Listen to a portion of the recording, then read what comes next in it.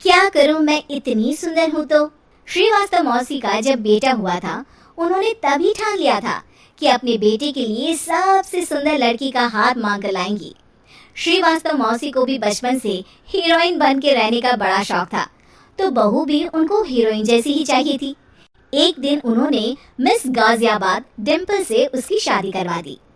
यहाँ बस एक ही दिक्कत थी, डिम्पल को फेस मास्क बनाना तो आता था, पर आटा गूंथना नहीं आता था। बातें तो पक्की पक्की करती थी, पर रोटियां कच्ची पक्की बनाती थी।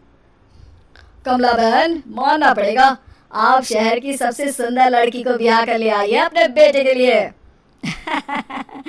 अब इसमें हमने तो कुछ नहीं किया भाई साहब, सब ऊपर वाले की कृपा है। जी जी, तो क्या क्या कर लेती है आपकी बहू?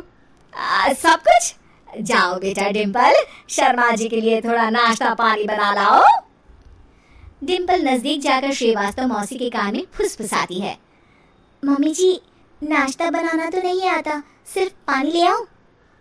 अरे बेटा, तुझे देखने कितने लोग आए हैं, इन सबको पानी पिलाने का ही इरादा है क्या? सुंदर हूँ इसलिए देखने आए हैं। क्या करूँ, मैं इतनी सुंदर हूँ तो आप ही बताओ ना, क्या करूँ मैं? अरे बेटा, कुछ मत कर, खाना बनाना सीख ले बस।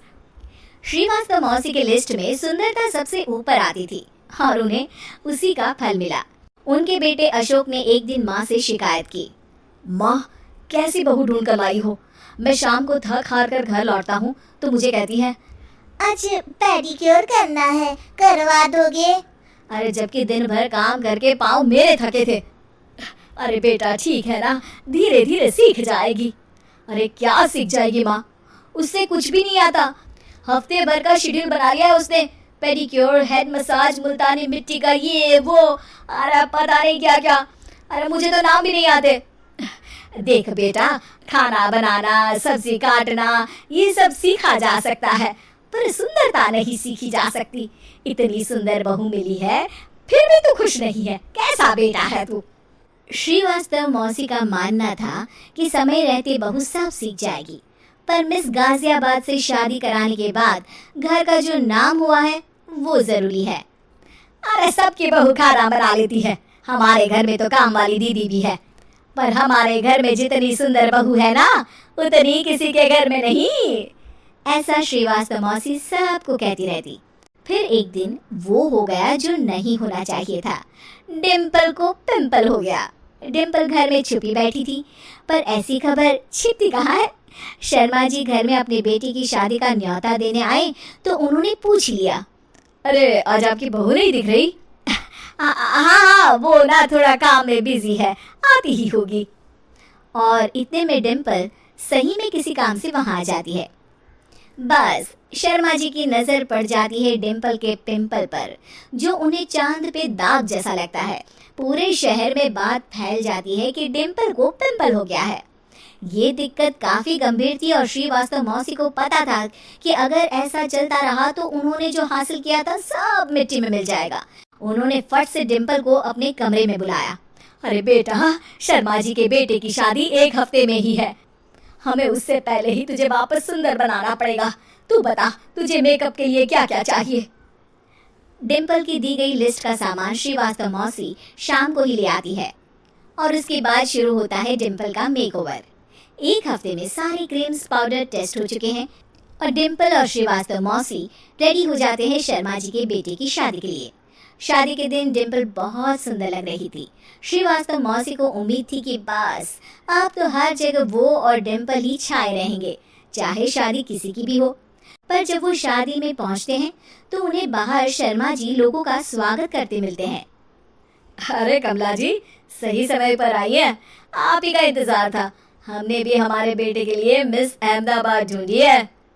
डिम्पल और श्रीवास्तव मौसी दोनों के मुंह खुले के खुले रह जाते हैं शर्मा जी की बहू को देखकर। वो तो डिम्पल से भी ज्यादा सुंदर थी। क्यों, हमने भी अच्छी बहू ढूंढी है ना? हाँ शर्मा जी, बाकी आजकल के जमाने में सुंदरता से क्या होता है भाई। देखो, बूढ़े तो सब होते हैं, मैं तो मानती हूँ कि बस रोटियां गोल बना दे, इससे ज्यादा क्या चाहिए। सुंदरता का क्या है, ढल जाती है, पर गुण ओ हमेशा रहते हैं। अरे बाबा, इतना बड़ा ज्ञान आपको कोई गुरु भी नहीं देता जितना बड़ा ज्ञान आपको एक छोटे से पिंपल से मिल गया।